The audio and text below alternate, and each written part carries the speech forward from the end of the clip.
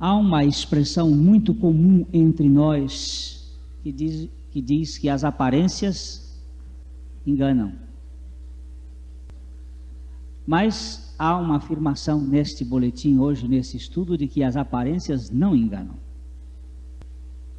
Depende de quem observa.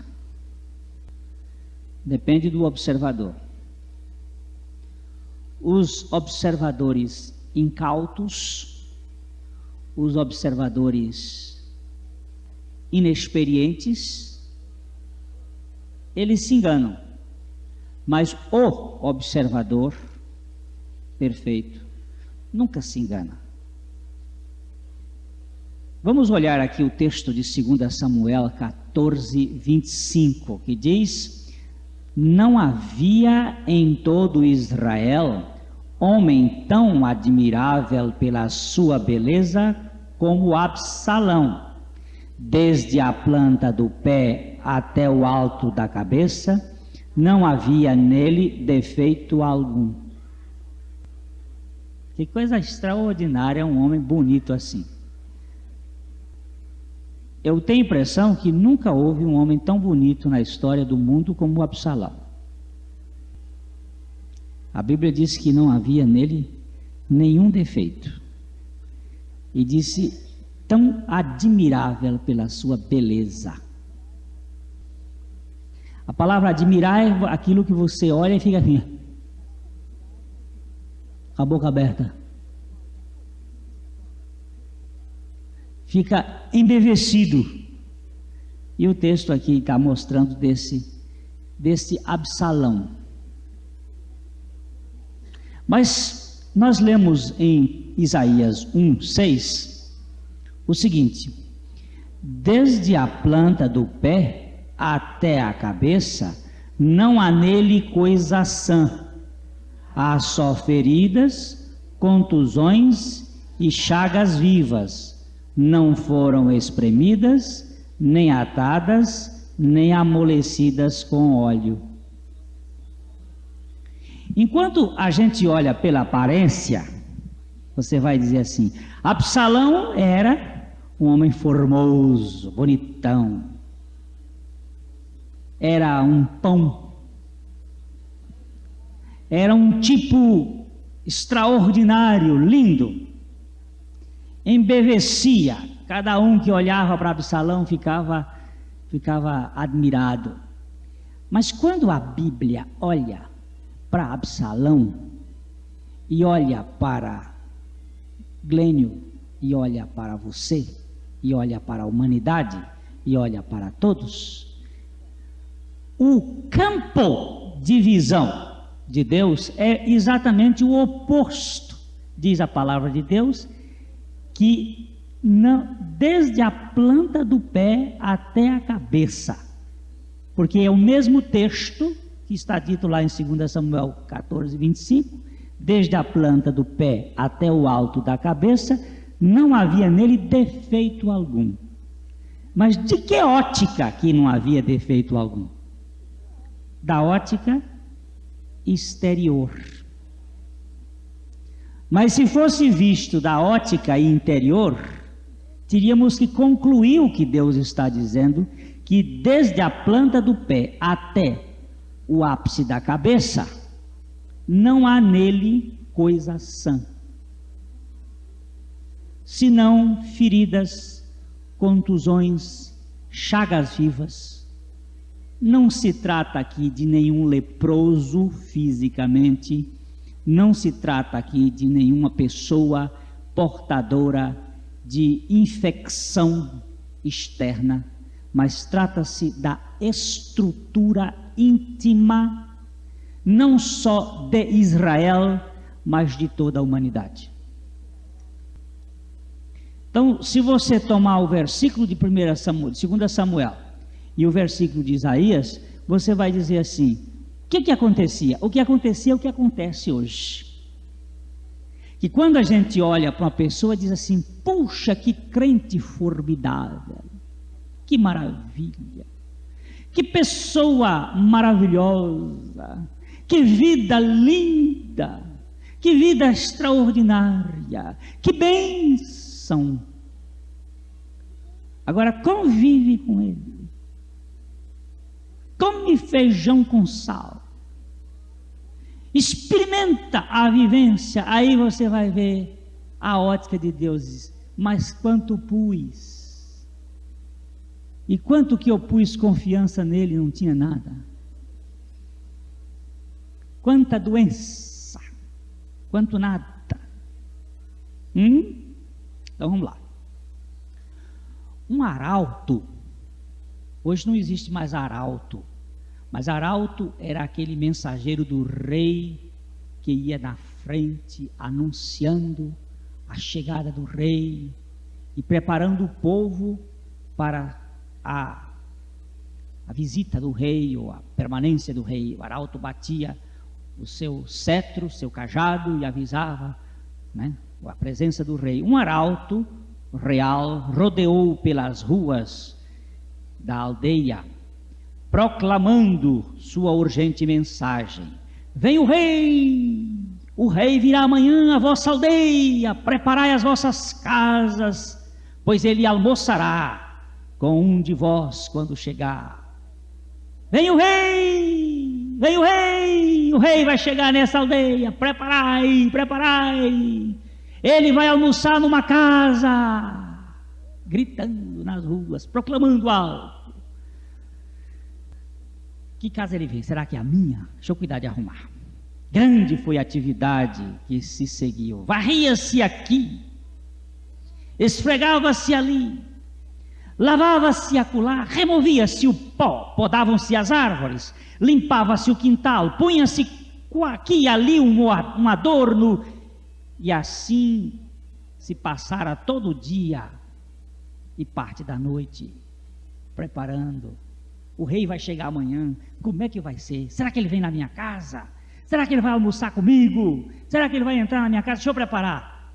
Arrumando tudo. Certo homem, no entanto, não se uniu aos preparativos exteriores.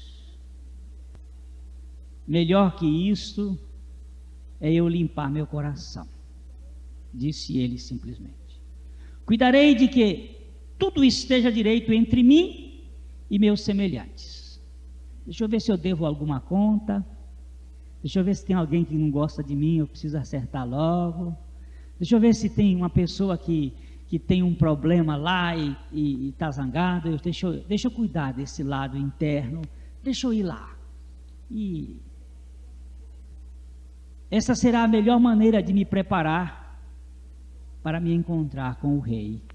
O rei vai chegar aí e eu preciso estar com uma cara boa. Cara alegre.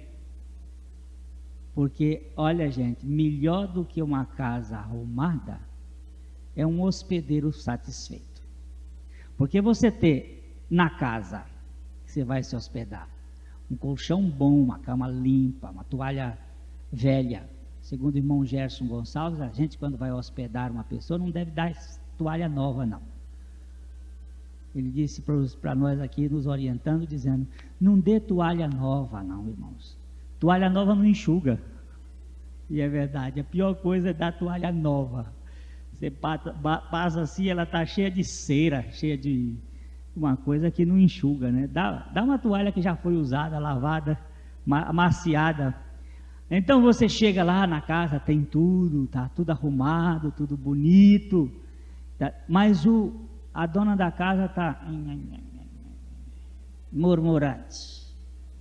O dono da casa está dando coice para tudo quanto é lado. Que hospedagem é essa?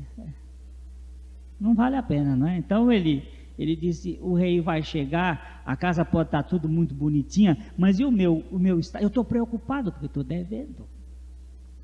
E você sabe que todo indivíduo que deve não fica alegre, ele tem medo da reputação dele. Ele fica angustiado. Todo indivíduo que tem um problema contra outro, não é que o outro tenha contra ele, aquele que ele tem contra outro, ele não pode dormir bem de noite. Ele fica sentido. Eu vou resolver este lado. Aliás, eu vou fazer um parêntese aqui para citar outra vez para vocês a palavra de Lutero. Certa ocasião perguntaram a Lutero, o reformador: Lutero, se você tivesse certeza absoluta que Jesus viria amanhã, o que você faria? Ele faria 3 coisas. Eu ia no armazém e pagaria as contas. Porque naquele tempo comprava-se muito no armazém. Eu pagaria as contas. Segundo, eu iria sair pregando o evangelho ao maior número de pessoas possível. E terceiro, eu ia plantar uma macieira. Aí a pessoa que perguntou disse: mas Lutero, plantar uma macieira para quê? Ele disse: porque se ele não voltasse, depois ela ia dar. Se eu tivesse certeza, eu ia fazer 2 coisas: não ia ter conta para pagar, não quero ter conta. Segundo, eu ia cumprir o meu ministério, que ia pregar o evangelho.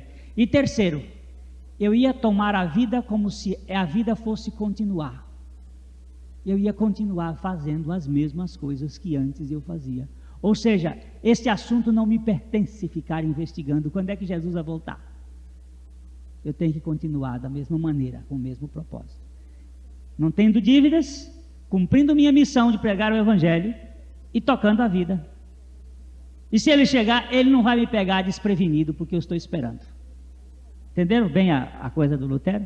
Porque tem algumas pessoas que ainda fazem assim: em Fortaleza, nossa belíssima cidade, um homem teve uma revelação lá dada por um pastor, que Jesus ia voltar no ano de 87. E ele era um homem que tinha certos bens, vendeu tudo, e agora está lá pobrezinho. Foi iludido pelo pastor.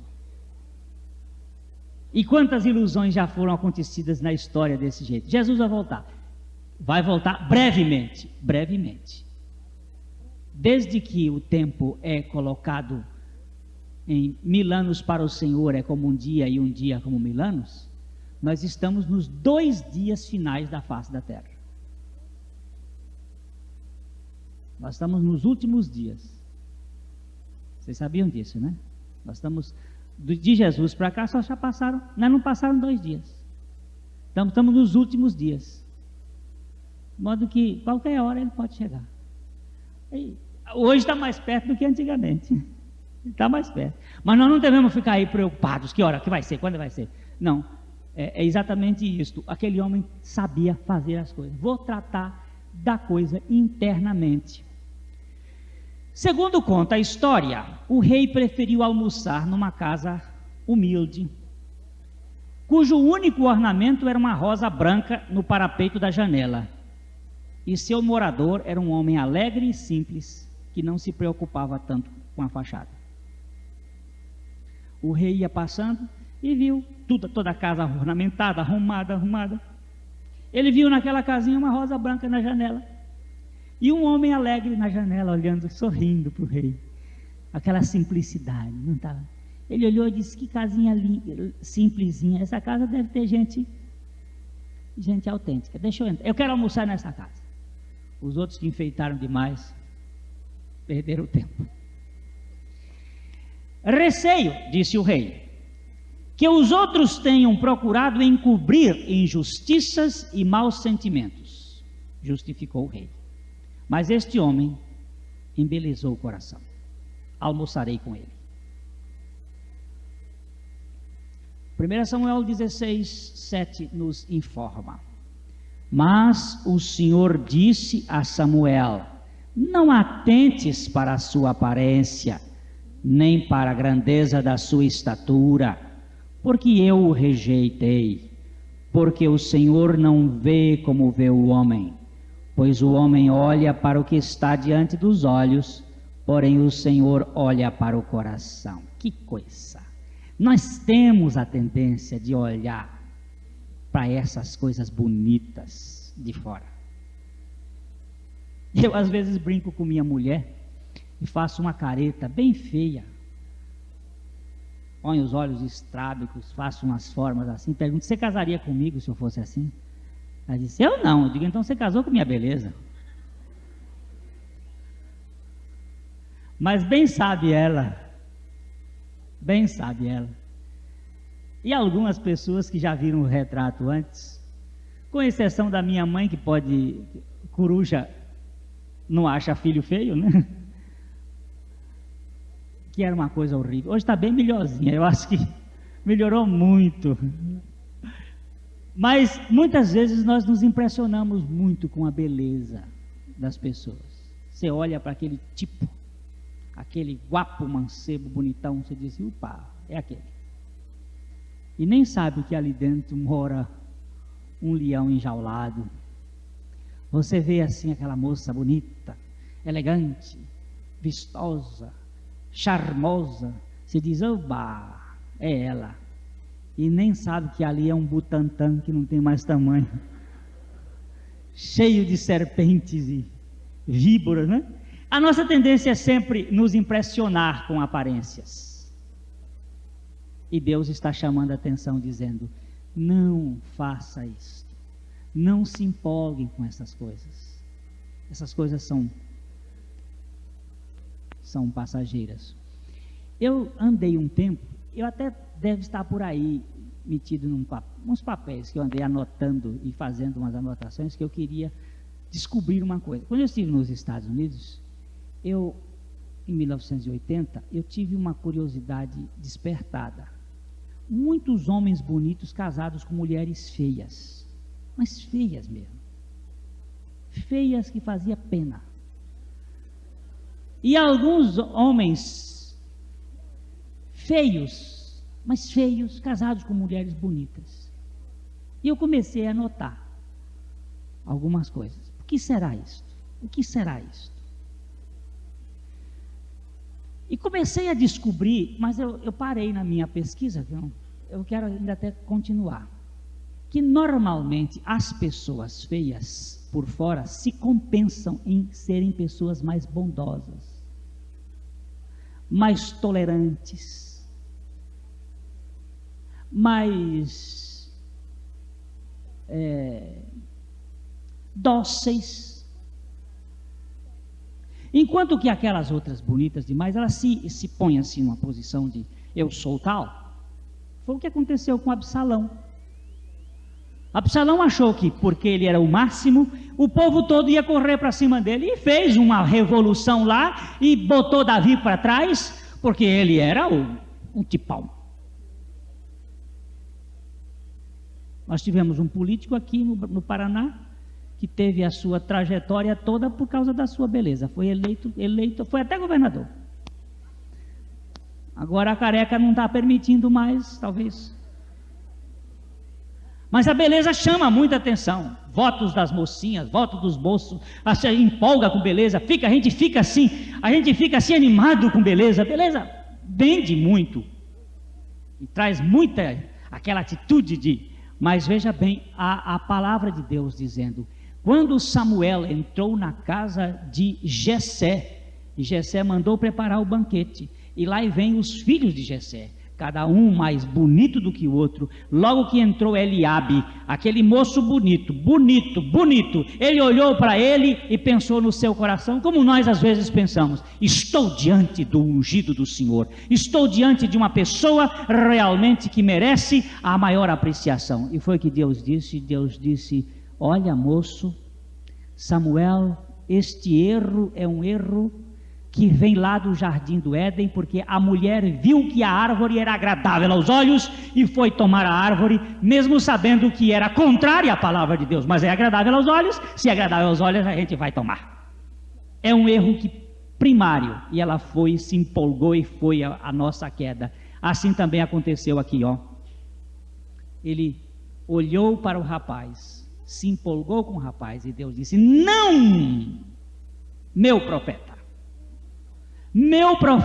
por favor, não se apanhe nesse laço, não olhe a aparência, porque você precisa ter o raio-x, a visão interna, e esta é minha, eu não vejo como o homem vê.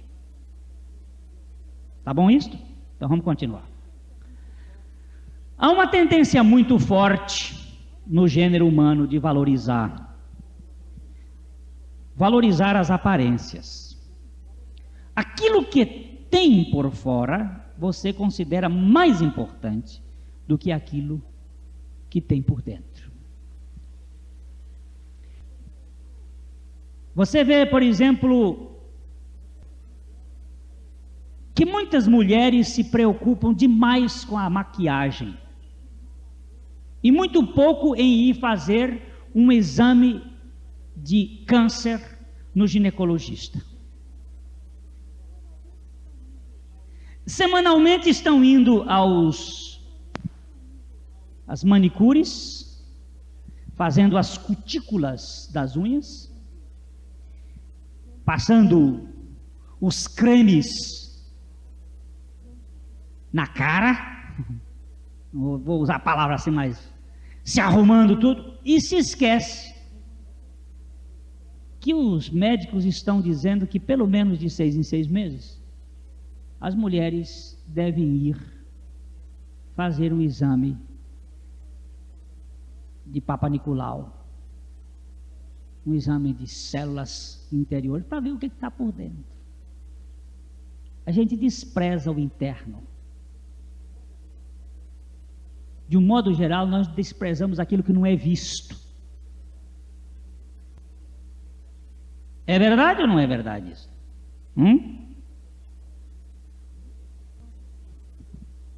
Os homens deveriam de vez em quando, eu, por exemplo, já nunca fui, estou com 47 anos, vou fazer agora, essa semana. Eu nunca fui a um médico urologista ver a próstata. De vez em quando deveria ir. Depois de uma certa idade, a gente está mais preocupado com fazer a barba, mesmo que seja pouquinha, a aparência, do que cuidar-se. Veja bem isso aí, se não é verdade esse negócio. O princípio da hipocrisia é fundamentado nas marcas da aparência. Bedell dizia que a metade do trabalho que se faz neste mundo é para fazer as coisas parecerem como elas realmente não são. A gente gasta mais tempo a parecer, a coisa, ela não é daquele jeito, mas a gente quer. Não são. Eu não vou desprezar aqui, vocês, por favor, tenham cuidado. Eu gosto de bolo simples. Bolo sem enfeite.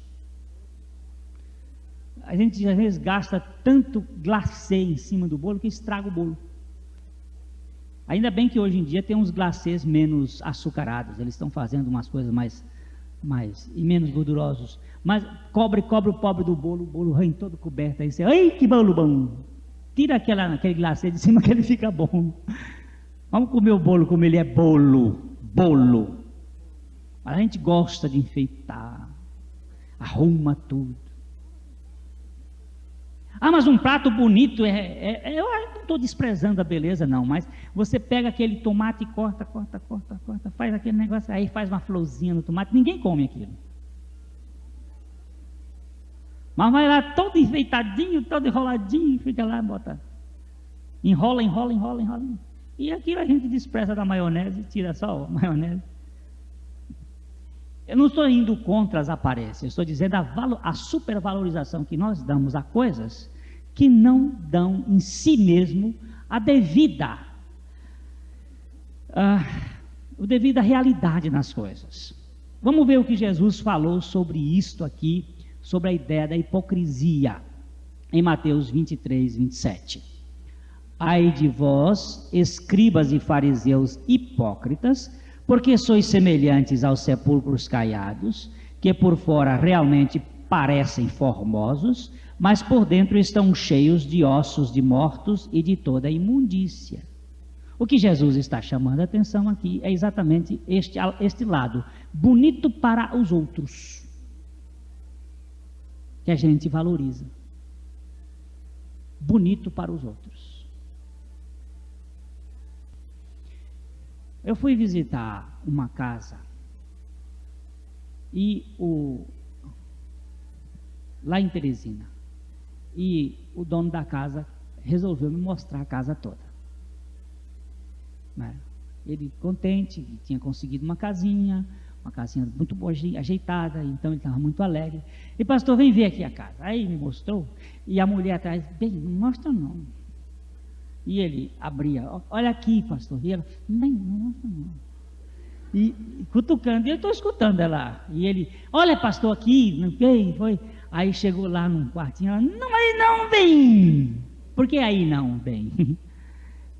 Ali estava bagunça, estava uma porção de coisa, e ela, bem não, bem, eu não bota uma. Aí ele nem abriu lá, ele está mesmo assim meio coisa, abriu o quarto, mostrou, aí eu disse para ela, isso aqui, minha filha, é um princípio que nós temos muito forte dentro de nós, que é dar a impressão aos outros de organizado, de arrumado, a gente quer dar essa impressão, e aqui está a bagunça, a gente não quer que os outros vejam.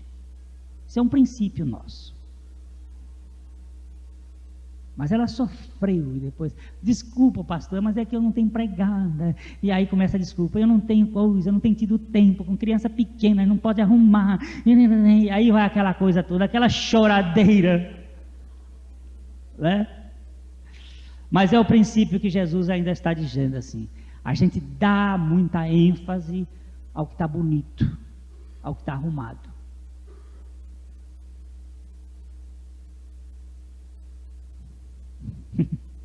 Eu brinquei muito outro dia com uma pessoa também numa viagem, e por causa desse negócio de roupa. Eu disse, agora arrumar, que vai chegar as pessoas, vão arrumar. Eu disse, você arruma para quem? Para as pessoas ou para o seu marido? Aí ela perdeu a rebolada. O marido pode ver do jeito que está mesmo, não está acostumado mesmo. Agora as pessoas, quando na realidade devia ser para o marido e não para as pessoas, você está casado com ela, com ele, e vice-versa. Mas a gente tem, não, mas ele está acostumado com qualquer coisa séria. Deixa para lá, né? Existe um cristianismo de aparências, que se preocupa muito com as fantasias. Nós estamos na véspera do carnaval. Todo mundo está preocupado com a fantasia, fazer a fantasia mais bonita para aquela horinha de carnaval, e aí fica os Joãozinhos 30 e os restos do mundo querendo fazer a sua escola de samba mais bonita e aparência, chama fantasia de carnaval. Nesta corrente, a ênfase está na conduta e não no caráter. Agora nós estamos passando do aspecto externo, no sentido de comportamento e caráter. Pessoas que se preocupam demais com a aparência e se dá mais valor à conduta do que o caráter. Jesus foi muito criticado porque ele comia com publicanos, com pecadores, por causa da aparência. A conduta dele não é boa, olha lá onde é que ele está. É verdade que a Bíblia nos manda que nós devemos fugir até da aparência do mal. Mas há coisas que são mais do que a aparência, são a necessidade da operação. O que importa é o comportamento para estas pessoas e o ato evidente que pode ser mostrado e apreciado. As pessoas neste caso se impressionam com os julgamentos externos e se interessam pelas aprovações dos observadores. Como é que eu estou me comportando? Como é que está? Tá bom? Foi bom? Foi bom o nosso programa? Foi bom a nossa coisa? Foi bom? Apreciou? Então tá bom.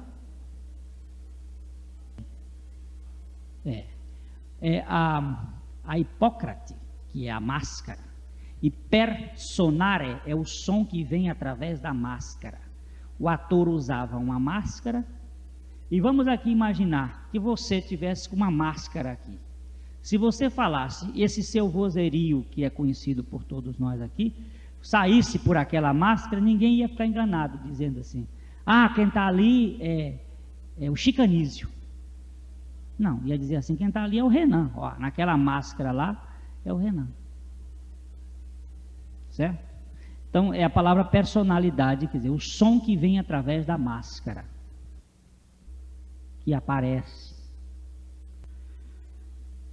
Num grande banquete, certa noite, apareceram 2 vultos fantasiados para entreter os hóspedes. Tinham o tamanho de meninos. Um vestia-se como uma senhora e o outro imitava um cavalheiro, e ambos estavam mascarados. Enquanto apresentavam as suas partes, os hóspedes aplaudiam, comentando o seu preparo e talento. Então aconteceu algo estranho. Um dos mascarados precipitou-se para um objeto que caíra no chão.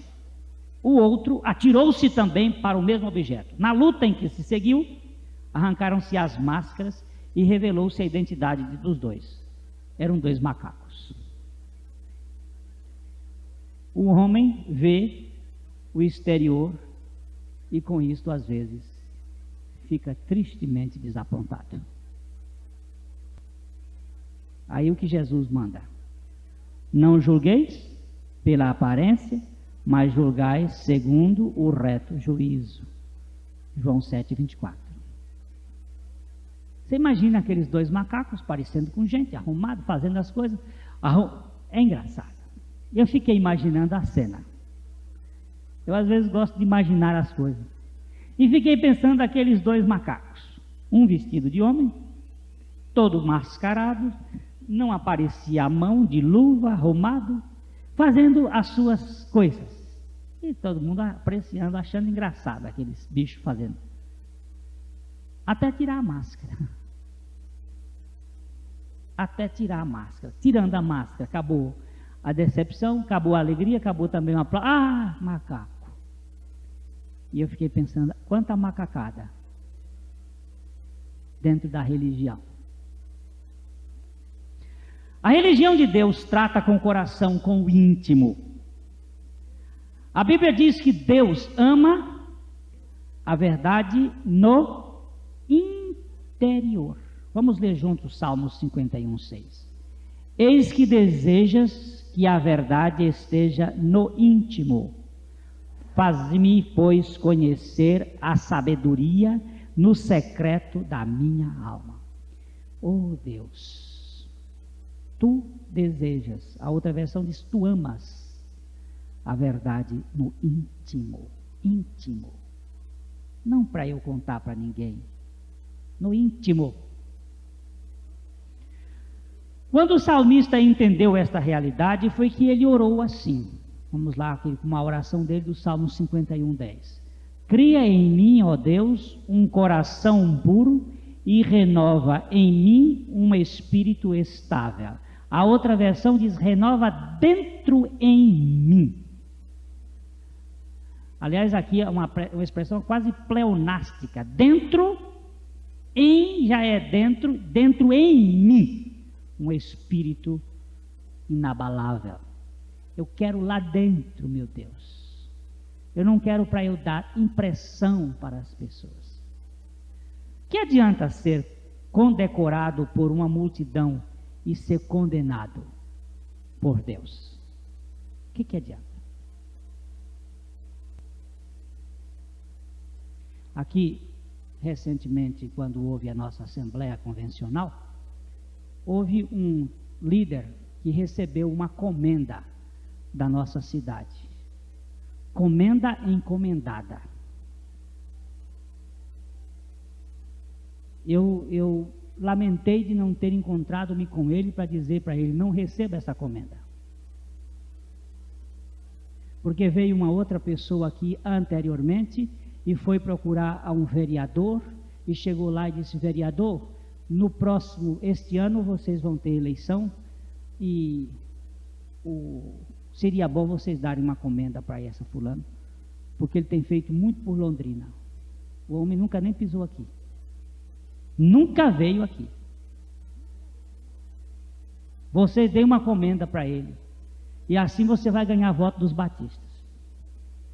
E o político gosta de voto.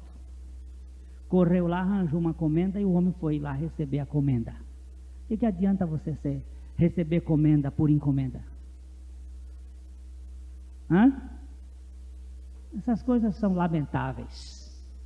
Mas aí os outros veem, fica no peito. Eu gosto muito de uma expressão do Ray Stedman, quando ele disse que as medalhas e condecorações dos filhos de Deus são feridas e contusões. Qual é a sua medalha que você carrega no peito? É uma surra que eu levei lá no centro de Filipos. E qual é o título honorário que você tem, Paulo? Eu tenho o título honorário do Reino de Deus, mas o que me serve mais? O que eu preciso mais?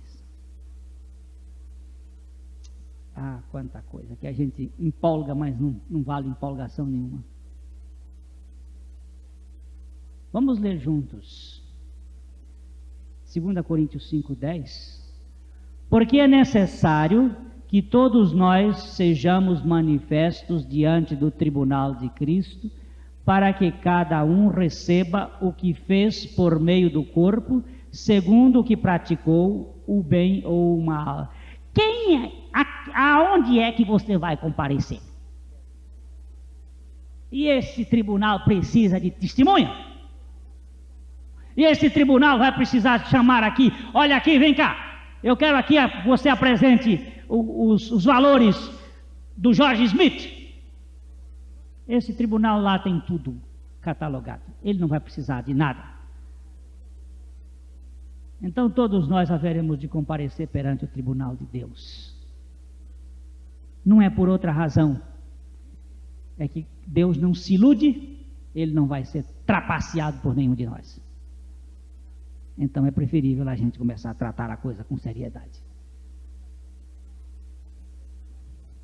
Para mim, um dos textos mais pesados da Bíblia, sabe, irmãos? É esse texto, por isso nós vamos ler outra vez. 2 Coríntios 5:10. Porque é necessário que todos nós sejamos manifestos diante do tribunal de Cristo, para que cada um receba o que fez por meio do corpo, segundo o que praticou, o bem ou o mal. Esta semana saiu num jornal da Globo, num desses programas, uma moça que foi condenada nos Estados Unidos por ter batido uma babá, por ter batido numa criança. Não sei se alguém viu este fato. A babá estava dando comida para a criança e deu a menina chorando, deu um tapa de um lado, a menina chorou, mas ela deu o tapa do outro lado. Acontece que os pais tinham colocado uma câmera que estava gravando tudo. E ela foi apanhada e foi processada por agressividade de uma criança. Nós temos uma brasileira que foi condenada à pena de morte nos Estados Unidos por ter sido cúmplice, juntamente com o marido, da morte da sua filha. Vocês se lembram do julgamento que saiu recentemente lá nos Estados Unidos, porque o FBI colocou na casa daquele moço, daquele senhor, um aparelho de escuta, supondo tratar-se de uma pessoa ligada a um partido revolucionário, e captou. Agora eu vou fazer uma pergunta para vocês. Se a ciência consegue, por os métodos mais engenhosos, gravar em fitas ou de vídeo ou de áudio as coisas que acontecem, o Deus Todo-Poderoso não terá uma fita de áudio e vídeo perfeita com todos os nossos atos? E além disso, ele tem escrivão lá, escrevendo, porque a Bíblia diz que todos nós haveremos de dar conta do bem e do mal que tivermos feito através do nosso corpo. Não está dizendo? Nenhuma palavra frívola saia da sua boca, porque por estas darão conta no dia do juízo. Como é que Deus vai saber? Ora, gente, Ele sabe. Agora, só que na minha fita, sabe? Na minha fita, que foi gravada, uma porção de coisas horríveis, nojentas, assim, na minha fita. Quando chegar lá que Deus mandar, passa a fita dele, passa a fita aí.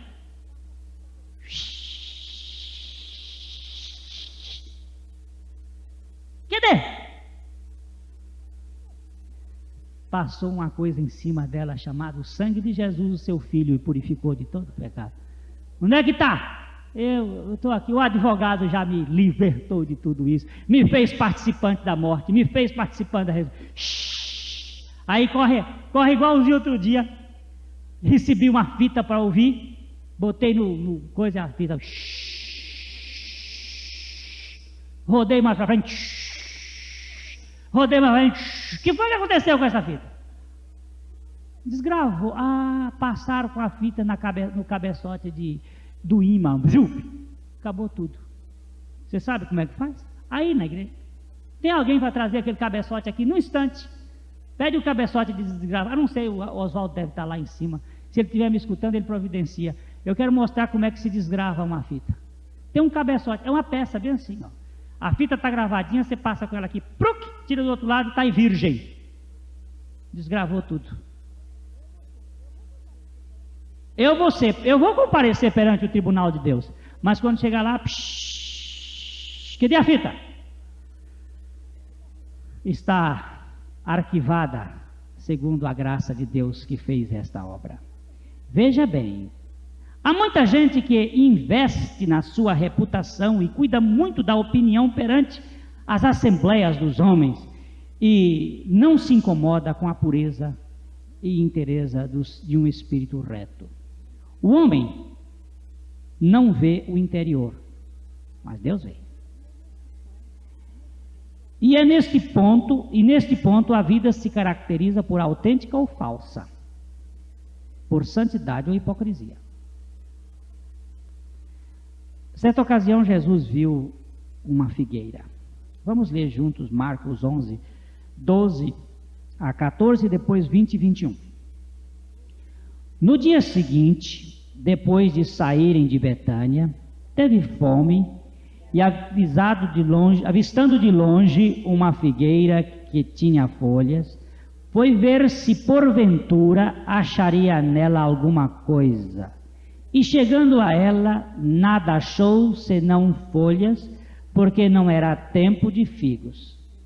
E Jesus, falando, disse à figueira: nunca mais coma alguém fruto de ti. E seus discípulos ouviram isto. Quando passavam na manhã seguinte, viram que a figueira tinha secado desde as raízes. Então Pedro, lembrando-se, disse: olha, mestre, secou-se a figueira que amaldiçoaste. Você vai já dizendo assim: ora, pastor, se não era tempo de figos, e o texto diz que não era tempo, por que Jesus amaldiçoou a figueira? É porque se não era tempo de figos, também não era tempo de folhas. Porque quando uma figueira tem figos, ela tem que ter folhas. E se ela tem folhas e não tem figos, ela é uma mentirosa. Dizem os entendidos que esta maldição é um julgamento frontal às aparências, pois uma figueira, quando tem folhas, deve ter necessariamente frutos. E se a figueira tem folhas e não tem frutos, ela está mentindo. E para o hipócrita, que finge ser o que não é, nada mais resta que a maldição que seca até as entranhas. Não podemos viver de aparências. Você não pode andar com Deus enquanto está correndo com o diabo. Os fatos não deixam de existir porque são camuflados.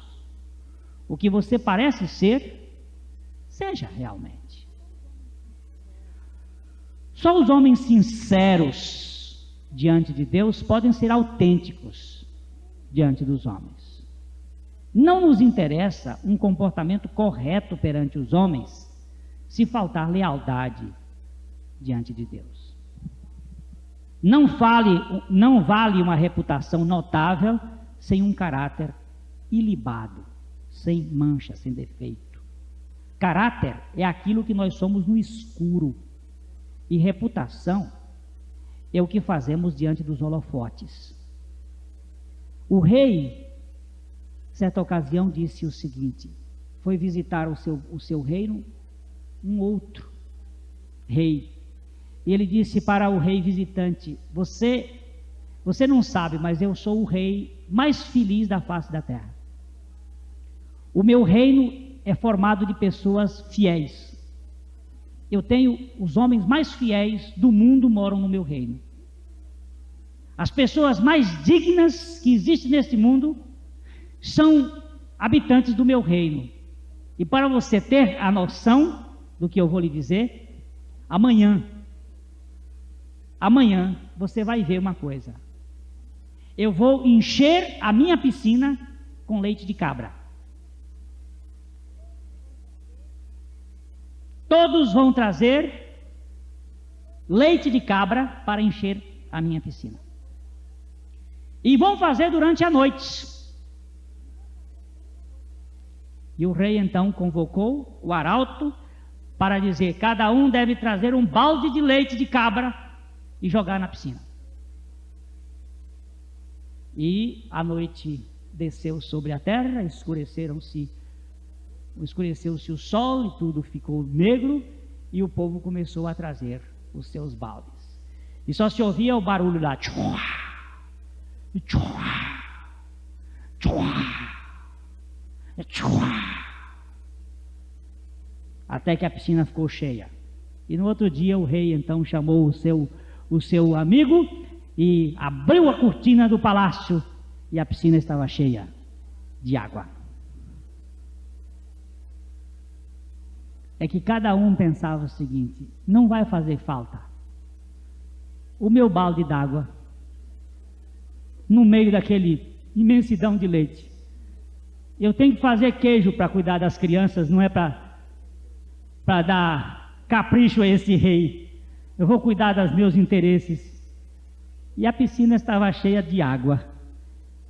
E o rei então entendeu o que é caráter e o que é reputação. Se fosse de dia com sol a pino, a piscina ia ficar cheia de leite. Mas de noite, nas trevas, ela ficou cheia de água, porque de noite a gente não vê. Todos os gatos são pardos. E aquilo que a gente não pode, alguém não vê, é aquilo que é. É bom o caráter num país distante, quando você não tem ninguém lhe examinando. Reputação, caráter é aquilo que somos no escuro. Reputação é aquilo que fazemos diante dos holofotes. A reputação reside na demonstração do que nós tentamos parecer perante os homens, enquanto o caráter é a revelação do que nós realmente somos diante de Deus. Você nunca viu um artista no camarim e o artista no palco? Já? Normalmente a gente só vê o artista no palco. Ele no palco é sorridente, é artista, lá no camarim ele é real. Por isso, normalmente, os artistas não gostam que os fãs vão encontrar com eles nos camarins. Porque lá no camarim, onde ele toma a picada, a droga, para poder se animar, a fim de voltar para o palco e poder fazer as suas cantadas. Mesmo o nosso grande Caruso, que essa semana saiu no jornal sobre a sua voz, o nosso grande Caruso, cantor de primeira linha, escondido lá atrás do palco, quando nos momentos ele estava enchendo a cara de bebidas para poder ter força e usando haxixe para ter força, porque a sua própria garganta estava indo embora, comendo cebola crua para poder ter a garganta limpa. Já possuído pela asma, ele ia para o palco cheio de ânimos externos, porque ele já não tinha mais. Você não conhece o camarada do camarim. O camarada do camarim não é aquele que está lá no palco. É político em véspera de eleição. Sorridente. Outro dia eu estava indo ali na praça e encontrei com um futuro candidato a prefeito da cidade. Ô, pastor Paranaguá! Está começando a lembrar de mim? Está chegando a hora da onça beber água. Aí ele passava por mim que nem virava as costas, mas está chegando a hora. Aí fica alegre, fica sorridente, chama atenção. Alô, fulano! E aí você pensa que aquilo é verdade. Verdade de político, quem crê. Eita, mundo velho cheio. Você não é candidato esse ano, não é, Gerson? Eita, começa a rir, Gerson. Aquele não é de enganar, não. Aquele não é de... E se ele enganar, nós damos uma surra nele aqui na igreja. Eu estou falando de Gerson Araújo. Vale até a pena a gente votar nele. Ganhou voto, hein, Gerson? Você ter vindo hoje aqui foi até bom, hein? Mas ele vem sempre. Agora vamos olhar aqui. Esta oração revela caráter. Esta oração aqui revela caráter. Vamos olhar esta oração. Juntos. 139, 23 do Salmo. Sonda-me, ó Deus, e conhece o meu coração. Prova e conhece os meus pensamentos. A quem o salmista está pedindo para sondá-lo? Eu não quero que o Senhor mande os ajudantes. Eu não quero ser operado pelo assistente.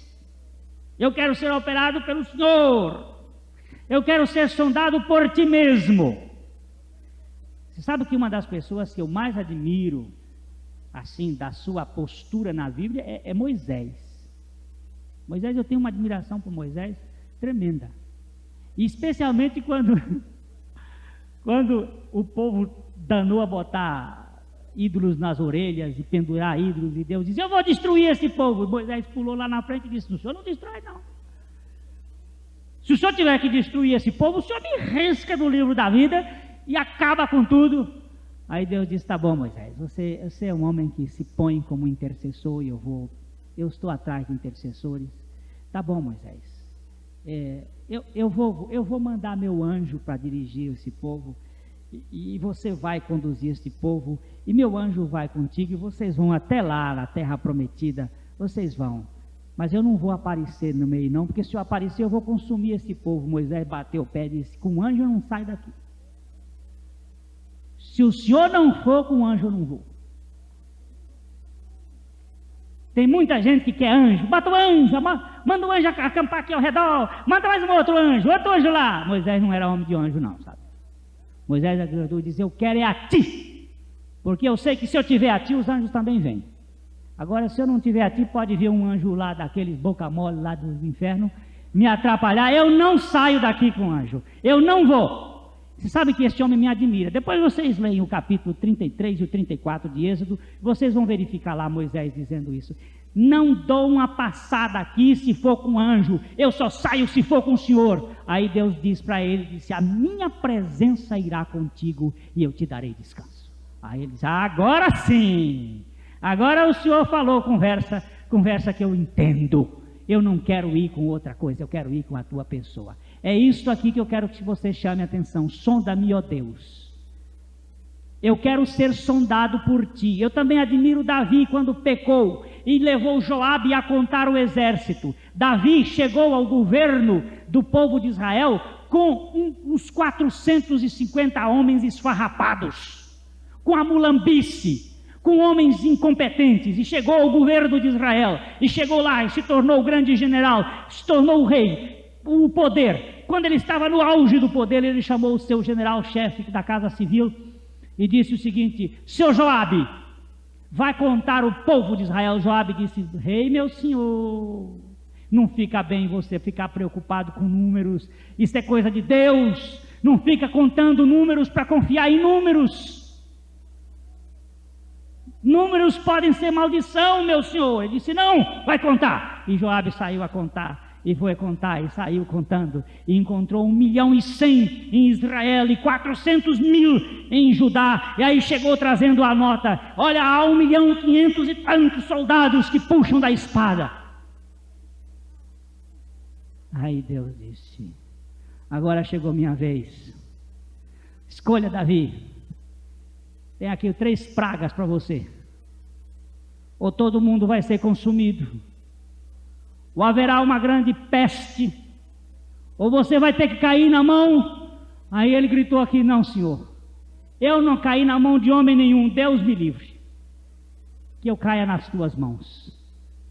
Se eu cair nas tuas mãos, eu serei o homem mais feliz deste mundo, mesmo que eu apanhe, mas por ti eu fico feliz. Pode me bater. Você sabe o que era homem que sabia dizer? Eu não quero ser castigado pelos homens, eu quero ser castigado por ti, porque por ti eu sei que a medida virá na dose certa e virá na misericórdia. O Senhor vai me corrigir com a tua vara, mas vai me corrigir com a tua misericórdia e eu serei salvo. Davi entendia isto. Eu quero que Deus me sonde. Eu não quero ser investigado por um psiquiatra que pode me dizer uma série de coisas, mas eu quero ser investigado pelo grande psiquiatra divino. Sonda-me, ó Deus, e conhece o meu coração. Prova-me e conhece meus pensamentos, e vê se há em mim algum caminho mau, e se houver, o Senhor me purifica pelo caminho eterno. Eu serei puro. Eu não quero ficar aqui recebendo aplauso de quem quer que seja, mais pelo teu sim. Se esta oração é a oração que revela o caráter, esta afirmação fareja a reputação. Vamos ver como é que é a afirmação que fareja a reputação. Colossenses 2, 23. Vamos juntos. As quais têm, na verdade, alguma aparência de sabedoria em culto voluntário, humildade fingida, severidade para com o corpo, mas não tem valor algum no combate contra a satisfação da carne. Às vezes você vê a pessoa com aquela cara de santo, aquela atitude, usando roupas, vestimentas e coisas para parecer que é muito bonitinho, muito santo, e você se empolga com aquela pessoa, diz, que bênção, mas ele diz assim, não tem valor nenhum contra a sensualidade da carne. Mas é bonitinho. Oh, que bênção! Deus, o Senhor trata conosco. O que nos deve motivar, amados, é um caráter santo e não uma mera reputação, pois para o real observador, e este real observador é o nosso Deus, as aparências não enganam. Eu tinha pedido que trouxesse o cabeçote que desmarca a fita. É isso aqui. É uma caixa que tem imã aqui e aqui. Você enfia a fita aqui e puxa aqui. Ela entra aqui cheia de sinais físicos que foram estabelecidos aqui. Quando você puxa aqui, ela está apagada. Pronto. Esta caixa aqui, Telex, é uma caixa americana, estamos escrito aqui, buscando coisa, apagadora de coisa. Agora, a outra, ela tem um outro formato. Ela é mais ou menos assim, comprida assim, mais um pouco mais comprida assim, e tem uma trave que vem aqui assim. É uma outra. Ela é assim, ó, ela vem assim, comprida, e depois vem assim. É uma outra aqui. É a outra apagadora de pecados. Agora que você viu, né? Comprida, assim, de madeira e atravessada assim. Nela o Salvador foi pregado, nela eu fui pregado também, e você também. E aí o diabo pode fazer o quê? Se alguém está em Cristo, é nova criatura. Agora presta atenção, as coisas antigas já passaram. Eis que tudo, ou nós vamos crer na palavra de Deus, ou nós vamos ter que viver o tempo todo lutando contra a nossa natureza. Provérbios 25, 13. Como o frescor de neve no tempo da cega, assim é o mensageiro fiel para com os que o enviam, porque refrigera o espírito dos seus senhores. Meu Pai, nós estamos esperando na Tua palavra, palavra que é refrigério para o coração. Tu falas, por Tua graça, no nome de Jesus. Amém. Chegaram os amigos na casa de um velho que estava num estado de cabisbaixo, e alguém perguntou para ele: existe alguma coisa no seu passado que você gostaria que nunca tivesse acontecido, que tem lhe causado tantos males? Ele disse: tem sim. Ficou muito pensativo e disse: quando eu era menino, eu costumava sair com os meus companheiros para brincarmos nas estradas. E lá nós costumávamos sair nos bandos e eu procurava às vezes me refugiar do meio deles, separava deles e chegava num determinado lugar onde estavam as placas indicadoras de trânsito. Eu arrancava a placa e virava no sentido contrário, mudava o rumo da estrada, trocava os caminhos. E acontece que muita gente sofreu acidentes graves e alguns morreram por causa daquela minha atitude insensata. E eu hoje fico pensando naquelas vidas em que eu, de alguma maneira, fui contribuir para o desastre deles. Meu coração sente uma dor muito profunda.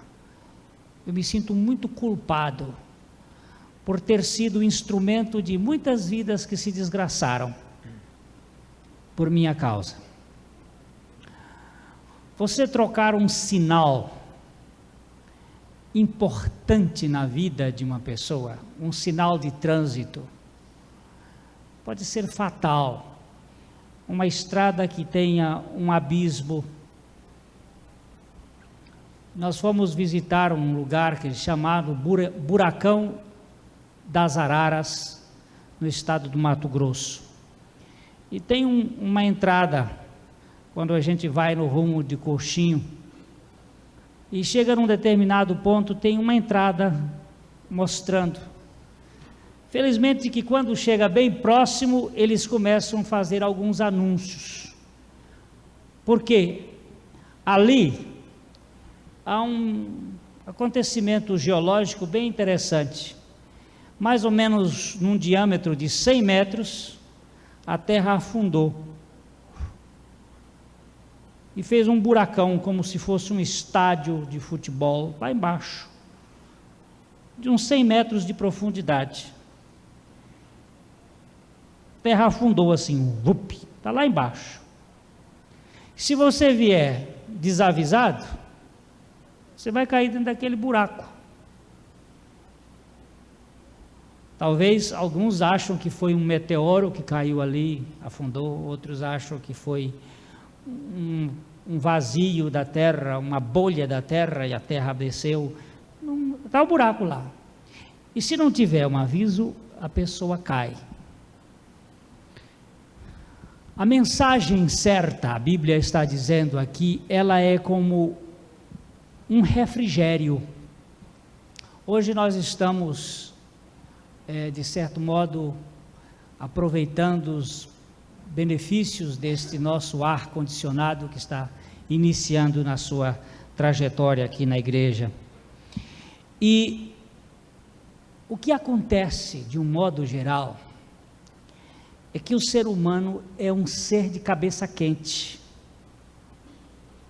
Nós vemos muito isto. Gente que tem emoção cálida, esquentada, gênio apaixonado que acende por qualquer coisa.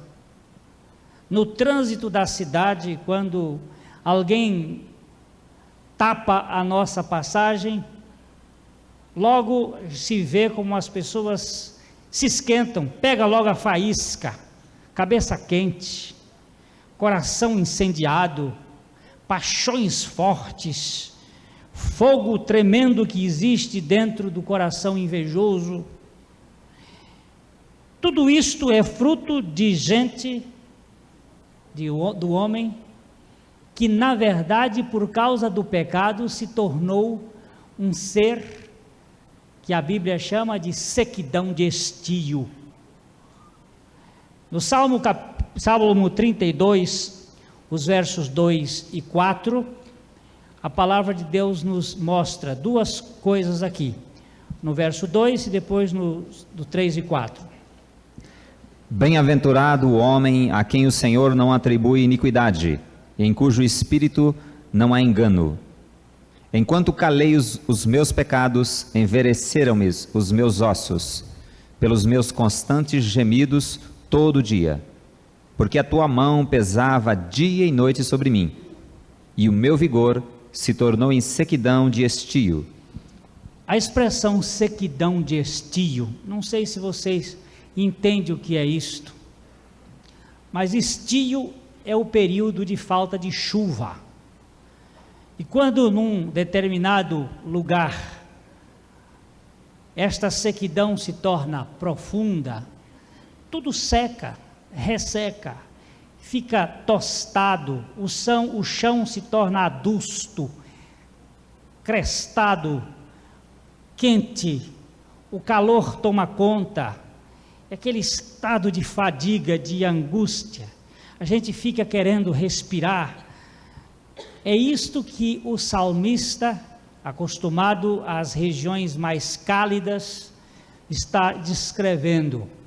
O pecado gerou no homem, quando ele cala o seu pecado, quando ele sopita o seu pecado, quando ele introjeta e passa a viver debaixo de uma atitude, guardando, a sua vida, diz aí, se torna em sequidão de estio, se torna com a cabeça quente.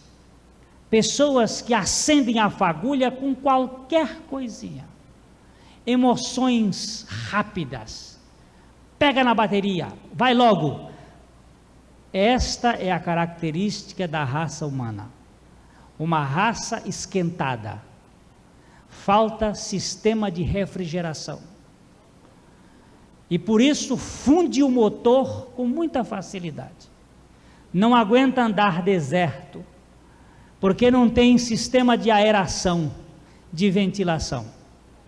No tempo que os carros eram mais tocados só a radiador sem refrigeração, era muito comum a gente ver um Ford Bigode fervendo, um carro antigo. Quando nós íamos lá, a família do meu sogro subia lá para São Lourenço, que a subida é mais de 1000 metros acima do nível do mar, era muito comum ver-se carros fervendo na estrada, porque faltava um sistema de refrigeração adequado.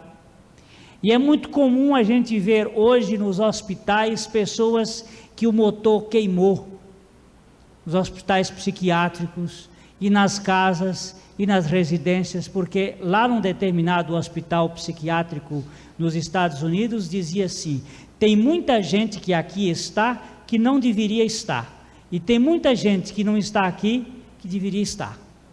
Você sabe que no hospital psiquiátrico tem muita gente que está lá que não devia estar, é até muito bom. E tem muita gente fora dos hospitais psiquiátricos que deviam estar lá, cabeça quente, motor queimando, estão com a temperatura acima do vermelho, por qualquer coisa escoiceiam, por qualquer coisa pega fogo, está aí, sem um sistema de refrigeração adequado. E nós vamos verificar a palavra de Deus falando sobre isso, este humor que se tornou em sequidão de estio. O que é humor? É o estado das relações emocionais da pessoa.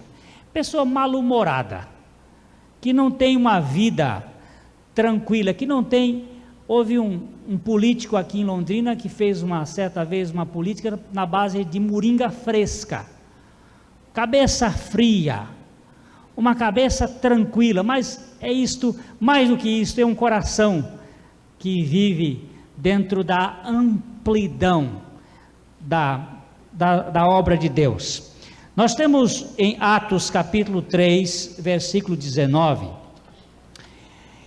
um texto quando o apóstolo Pedro, pregando em virtude da cura de um paralítico que pediu uma esmola, e ele disse: eu não tenho nem prata nem ouro, mas o que tenho isto te dou, em nome de Jesus levanta e anda.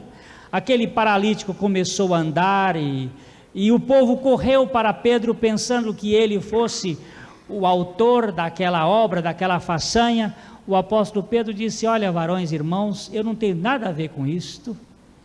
O que aconteceu com este homem foi simplesmente a graça de Deus, o nome de Jesus, este Jesus que veio a este mundo para libertar o homem, para salvar o homem, ele deu cura total a este homem. Agora, neste versículo, ele mostra, vamos ler os versos 18 e 19, Atos 3, 18 e 19. Mas Deus cumpriu assim o que dantes anunciara por boca de todos os profetas, que o seu Cristo havia de padecer. Arrependei-vos, pois, e convertei-vos, para serem cancelados os vossos pecados, a fim de que da presença do Senhor venham tempos de refrigério, e que envie Ele o Cristo, que já vos foi designado, Jesus, ao qual é necessário que o céu receba até os tempos da restauração de todas as coisas, de que Deus falou por boca dos seus santos profetas desde a antiguidade. O tempo de refrigério, até que chegue o tempo do refrigério. Ou como é bom a gente participar de uma reunião onde não se sente calor demais, onde não se fica pegajoso, não se fica tocando nas outras pessoas, porque é tão ruim este grude de suor e esse cheiro de pecado. Quando a gente fica encostando nas pessoas, porque você sabe que o cheiro do pecado é o cheiro do suor. Com o suor do teu rosto ganharás o teu pão. A partir do pecado, o homem passou a ter um cheiro assim, acre, um cheiro de... falando a verdade, coisa que cheira mal é gente. Homem cheira mal, ser humano. Por isso é muito necessário tomar banho. Tome banho com sabonete. Se você não tiver, dá um jeito, a gente arranja. Mas é bom limpar o corpo, tirar esse cheiro de boca, cheiro de pé. Cheiro é ruim. Gente é um bicho fedido. Entra num ônibus 6 horas da tarde. Eu morei no Rio de Janeiro e às vezes tinha que vir de determinado local, naqueles ônibus dava enjoo no estômago. Cheiro, e ficar perto de gente suando é horrível. Aquele toque melado, grudento. Tão bom ficar agora aqui, não é, nessa reunião, sequinho. Eu estou, se tivesse da outra vez pregado como eu preguei no primeiro culto, né, e tivesse aqui, estava suando, agora não, está tudo sequinho, tão bom, gostoso, roupa limpa, sai daqui cheiroso. É bom, mas melhor ainda é o tempo do refrigério de Deus lá dentro. O refrigério da alma, do coração, não precisar viver com a temperatura elevada. Quando você diz assim, puxa, não gostou de quê? Já está pegando fogo. Pessoas que estão sempre armadas, com pedra na mão, escoiciando, chifrando, mordendo. A Bíblia diz, não vos mordais uns aos outros, como cachorro. Quanta coisa que vive em cima piscando, a luz está piscando, aceso. Por quê? Falta conhecimento desse tempo de refrigério.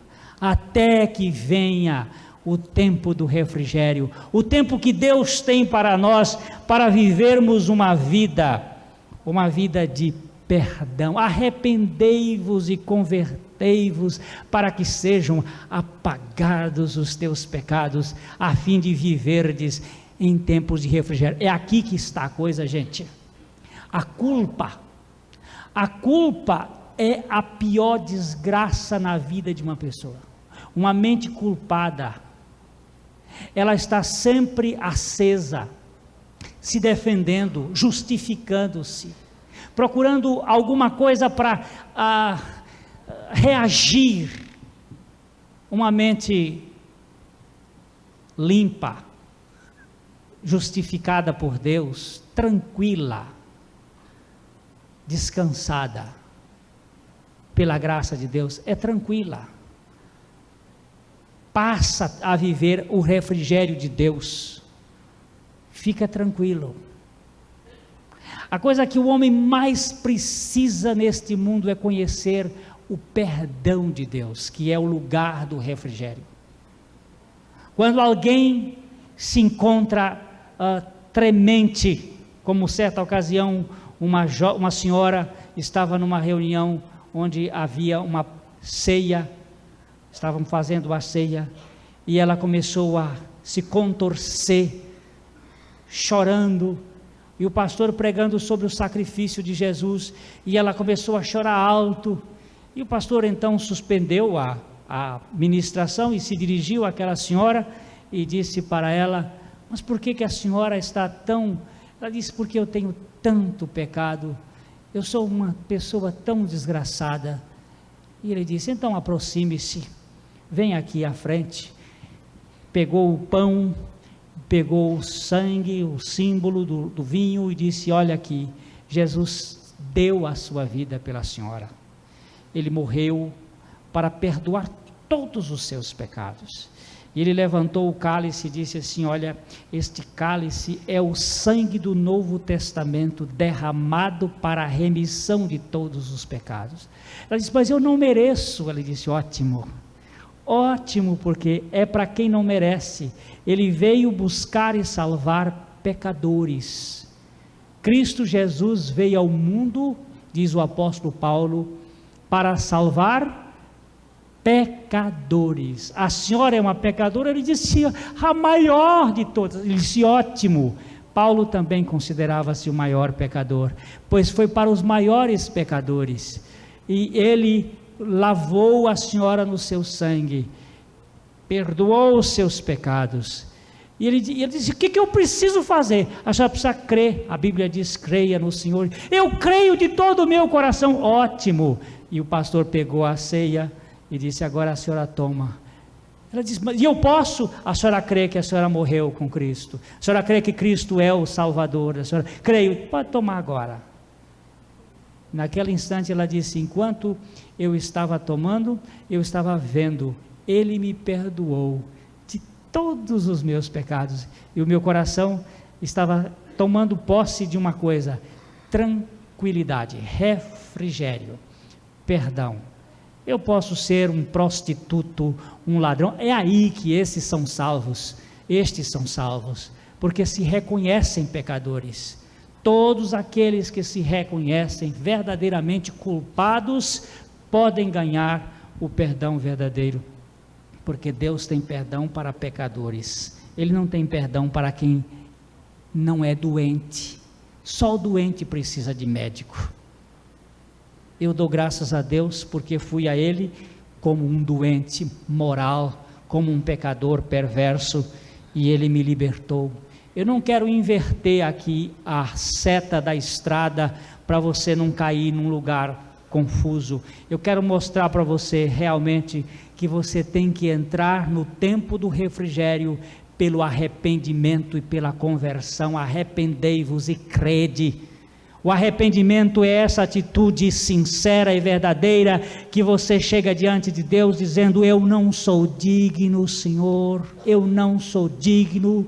O Senhor sabe que eu sou possuidor de uma natureza iníqua, de uma natureza esquentada, de uma natureza maligna, mas o Senhor veio para libertar pessoas como eu. Todos os pecadores têm direito de salvação. Jesus disse: olha, pecadores, prostitutas e publicanos vão chegar primeiro no reino de Deus do que vocês, povo judeu, povo de mérito, povo religioso, povo de boa conduta. Vocês se estribam na sua própria confiança e é isto que está impedindo vocês. Mas vocês que não têm nada para se estribar, vocês vão encontrar o refrigério. Provérbios capítulo 3, de 5 a 8, a palavra de Deus nos mostra aqui onde devemos colocar a nossa confiança. Confia no Senhor de todo o teu coração, e não te estribes no teu próprio entendimento. Reconhece-o em todos os teus caminhos, e ele endireitará as tuas veredas. Não sejas sábios aos teus próprios olhos. Teme ao Senhor e aparta-te do mal. Será isto saúde para o teu corpo e refrigério para os teus ossos. Até os ossos vão gozar deste arrependimento sincero. Temos médicos aqui que poderão nos ajudar neste argumento. Os ossos, a medula óssea, é a responsável pela fabricação dos glóbulos vermelhos, dos glóbulos brancos, das plaquetas, de todos esses elementos de defesa do nosso organismo. É através da medula óssea que isto aí começa a se desenvolver para que nossa defesa orgânica aconteça. A Bíblia está dizendo que estes ossos precisam ser refrigerados. Aonde é que vai haver refrigério para os ossos? Que vai trazer sanidade para o nosso modo de pensar, é confiando no Senhor de todo o nosso coração, e jamais nos estribando na nossa capacidade de entendimento das coisas, é reconhecendo-o em todos os nossos caminhos, porque Ele endireitará as veredas tortuosas em que nós estamos andando. Ele cuidará disto, e isto, ele disse, não fique como sábio aos seus próprios olhos, porque isto aí vai ser refrigério para os teus ossos, ossos sadios, vai ter corpo sadio. De vez em quando pessoas têm que fazer transplante de medula, tem que ressecar a medula velha e colocar um outro pedacinho de medula de um parente no lugar daquele osso, e a medula cresce como uma planta, ela vai crescendo, vai tomar conta. Você precisa conhecer o refrigério do perdão de Deus, para que os seus ossos encontrem plena saúde. Muitas doenças que as pessoas têm, são doenças de mente culpada, que nunca experimentaram o perdão genuíno de Jesus Cristo, por isso vivem gemendo, sequidão de estio. Quando eu calei o meu pecado, os meus ossos envelheceram, e o meu humor se tornou em sequidão de estio, doenças, patologias causadas por pessoas que vivem debaixo de culpa. Não tenho dúvida de que uma pessoa que ganhe o perdão geral, absoluto, completo, maravilhoso de Jesus Cristo, que não passe a experimentar no seu próprio corpo os benefícios disto. Todos aqueles, olha, eu tenho visto isto muito, uma pessoa doente que é convertida, que é transformada, que passa pelo arrependimento, de repente parou a doença, sumiu, desapareceu. Por quê? Porque aquela doença era alimentada por uma mente culpada, por uma mente exigente, por uma mente basicamente é perfeccionista, que fica se acusando, que fica se culpando, que não experimentou o perdão de Jesus e fica debaixo daquela situação. A alma se torna assim, como diz o Salmo 63, versículo 1, fica como uma terra seca, desejando água que molhe, que dê sedente, que refresque. Ó Deus, Tu és o meu Deus forte, eu te busco ansiosamente. A minha alma tem sede de Ti. Meu corpo te almeja numa terra árida, exausta e sem água. Coisa mais horrível é numa terra árida, seca e sem água, quente.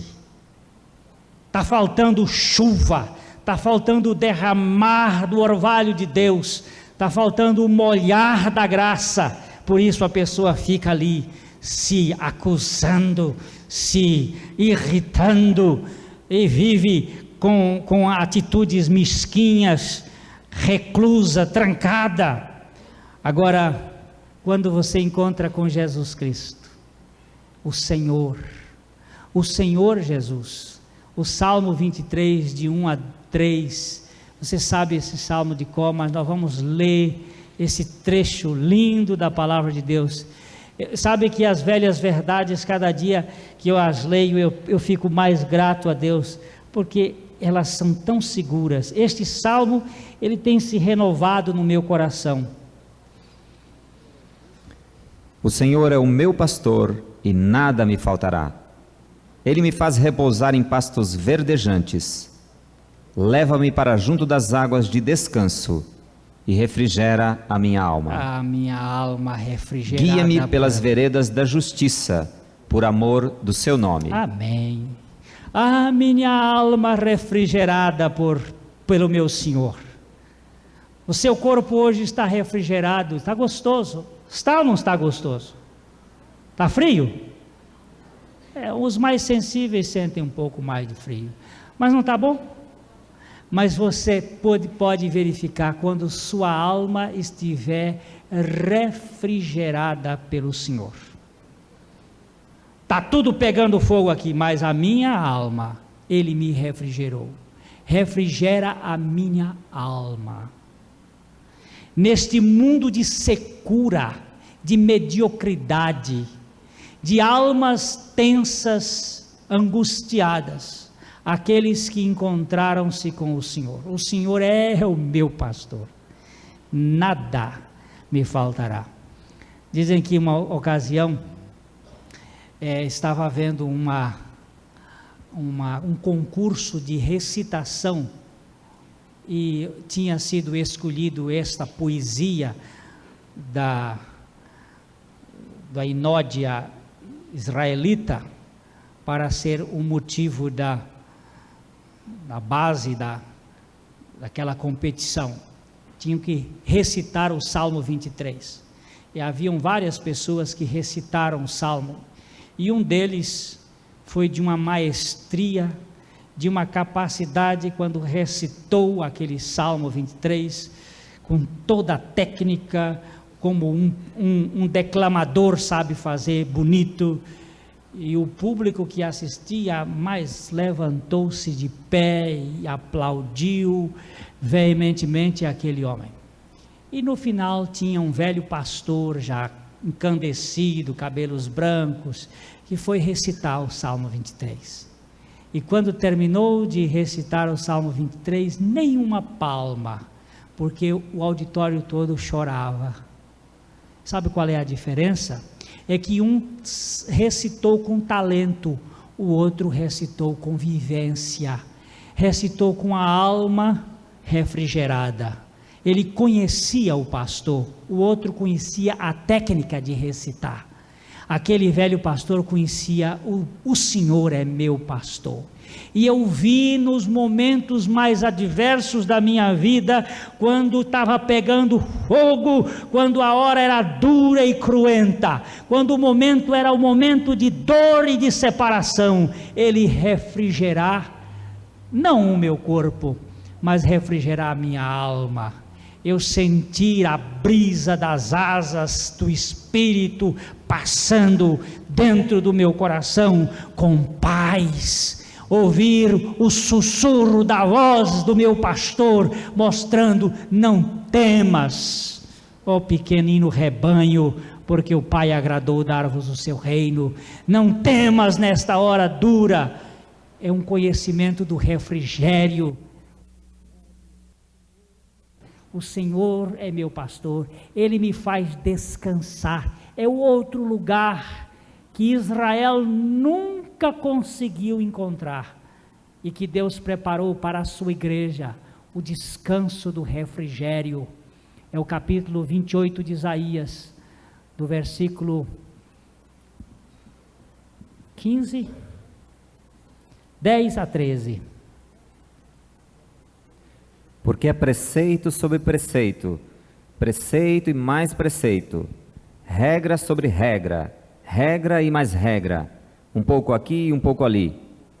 Pelo que por lábios gaguejantes e por língua estranha falará o Senhor a este povo, o qual disse: este é o descanso, dai descanso ao cansado, e este é o refrigério, mas não quiser ouvir. Assim, pois, a palavra do Senhor lhe será preceito sobre preceito, preceito e mais preceito, regra sobre regra, regra e mais regra, um pouco aqui e um pouco ali, para que vão e caiam para trás, e se quebrantem, se enlacem e sejam presos. Você precisa parar uma hora e meditar nesse texto. O povo judeu pegou a lei de Deus e dividiu, e colocou, e botou, e preceito e mais preceito, e regra e mais regra, e mandamento e mais mandamento, e conceito e mais conceito, até colocar as pessoas engessadas, não há liberdade.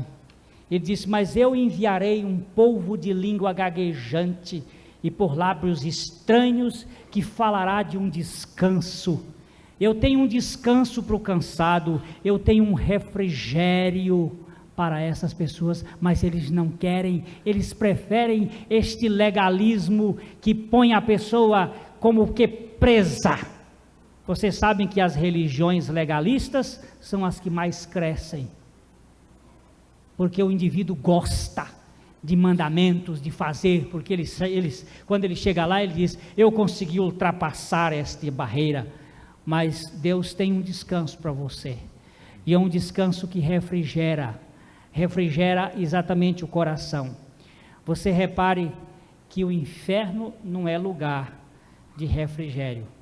Nós lemos em Lucas capítulo 16, versículo 24, é a história de dois homens, um rico que teve tantas bondades aqui na terra, tantas benesses, e um pobre que vivia querendo comer das migalhas que caía da mesa daquele rico. Mas um dia o rico morreu e foi para o inferno. Ele foi para o inferno não porque era rico, mas ele foi para o inferno porque ele confiava em si mesmo. A sua riqueza fez com que ele pusesse no dinheiro o seu Deus. E o pobre não foi para o seio de Abraão por ser pobre, ele foi para o seio de Abraão por ter crido na obra de Deus. Porque ninguém vai para o céu ou para o inferno pelos atos. Nós vamos para o inferno pela natureza e vamos para o céu pela graça de Deus. E aquele homem estava lá no céu, o pobre, e o rico estava no inferno. Mas veja o que a palavra de Deus nos diz aqui no verso 24 de Lucas. Então, clamando, disse: Pai Abraão, tem misericórdia de mim, e manda a Lázaro que molhe em água a ponta do dedo e me refresque a língua, porque estou atormentado nesta chama. Atormentado. Ele queria que molhasse a ponta do dedo, molhasse lá e tocasse na língua. Estou atormentado. Um pingo d'água que seja, porque o inferno é lugar de secura, é lugar de sequidão, de estio. Toda pessoa que não experimentou o refrigério de Deus vive num inferno dentro da carne. vive numa tormenta de ansiedade, de preocupação, de rabugice, de legalismo, de mandamentos, de preceitos. É uma vida desgraçada. Oh meu Deus, como o Senhor foi tão misericordioso para comigo, para me colocar nesse lugar espaçoso, nesse lugar amplo, ventilado, que é a tua presença, o tempo de refrigério. Eu irei contigo, andando na tua presença, encontrando este refresco, este estado gostoso. Quando tudo está difícil, eu sei que o Senhor é o Deus do perdão, é o Deus da graça, é o Deus que esquece, é o Deus que liberta, é o Deus que faz morrer a natureza e me dá uma nova natureza. Isto aqui é uma coisa extraordinária. Como este Deus é bom. Como foi que Ele fez para me livrar do inimigo, como aquele imperador que tinha um grupo de pessoas contrárias a ele lá no seu reino, e ele chamou os seus militares e disse: vamos acabar com esses inimigos. E os militares ficaram felizes: vamos acabar, vamos. E eles montaram nos seus cavalos e foram, e chegando lá, logo dominaram a rebeldia, a revolta, e o imperador começou a chamar os seus inimigos e a tratá-los com bondade, e a conceder indultos, e dar cargos, e dar funções. E então o seu primeiro-ministro disse: mas Alteza, o senhor disse que ia acabar com os seus inimigos? Ele disse: perfeitamente, estou acabando com todos eles, estou fazendo deles meus amigos. Assim eu acabo com os meus inimigos. Não se acaba com o inimigo destruindo, matando, acabando assim, acaba fazendo como amigos. Foi isso que Jesus me fez dele. Ele me fez morrer sim no corpo dele, para que eu pudesse ser seu amigo, e como amigo dele ter refrigério no meu interior, no meu coração, refrigério real, verdadeiro. Queridos, nós estamos vivendo num mundo em que as pessoas vivem com a cabeça quente. Quem sabe você tem vivido com a sua cabeça quente. A crise econômica faz você ficar preocupado, mas o Senhor Jesus disse lá em Mateus, capítulo 6, verso 25, que você não devia andar assim, agoniado com o dia, com o futuro, mas deveria ser diferente. 25 a 27. Por isso vos digo, não andeis ansiosos pela vossa vida, quanto ao que haveis de comer ou beber, nem pelo vosso corpo, quanto ao que haveis de vestir. Não é a vida mais do que o alimento, e o corpo mais do que as vestes? Observai as aves do céu, não semeiam, não colhem, nem ajuntam em celeiros, contudo vosso Pai Celeste as sustenta. Porventura não valei muito mais do que as aves? Qual de vós, por ansioso que esteja, pode acrescentar um côvado ao curso da sua vida? E por que andais ansiosos quanto ao vestuário? Considerai como crescem os lírios do campo. Eles não trabalham nem fiam. Deus não nos quer preguiçosos, mas Ele não nos quer esquentados, ansiosos, preocupados, cheios de tensão. Não é ficar de braços cruzados: Deus proverá. Isso aí é vagabundice, isso aí é malandragem. Não é Deus proverá, não. Eu vou para a luta para ganhar a vida, mas eu vou confiante de que eu preciso da minha mente tranquila, mente firme, a mente bem confiante. Isaías 26, 3. Tu conservarás em perfeita paz. Tu, Senhor, conservarás em perfeita paz aquele cujo propósito é firme, porque ele confia em ti. Aleluia.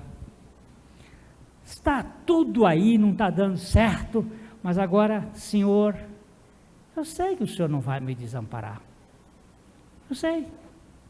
As coisas não estão fáceis para ninguém. Quem é que está dizendo que está fácil? Dizendo é que o Senhor não vai me deixar com a mente esquentada.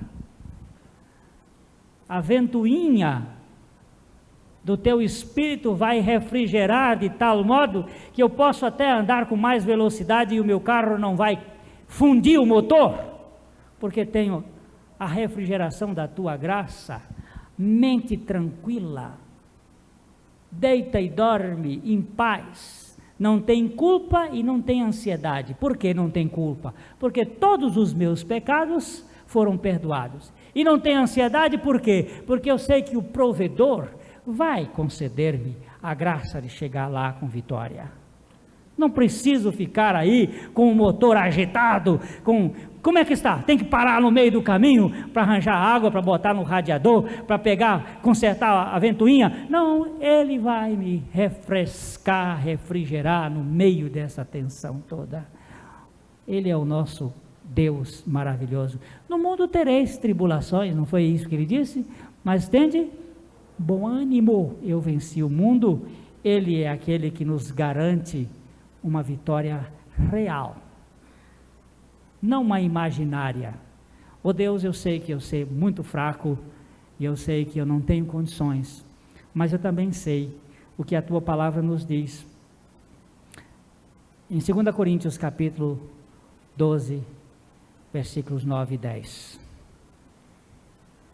Então ele me disse: a minha graça te basta, porque o poder se aperfeiçoa na fraqueza. De boa vontade, pois, mais me gloriarei nas fraquezas, para que sobre mim repouse o poder de Cristo. Pelo que sinto prazer nas fraquezas, nas injúrias, nas necessidades, nas perseguições, nas angústias, por amor de Cristo, porque quando sou fraco, então é que sou forte. Ah, eu quero ser forte, não. Ah, eu tenho a força, não, a força é dele. Não preciso ter força. Eu preciso confiar no Deus Todo-Poderoso. Eu estou bem seguro.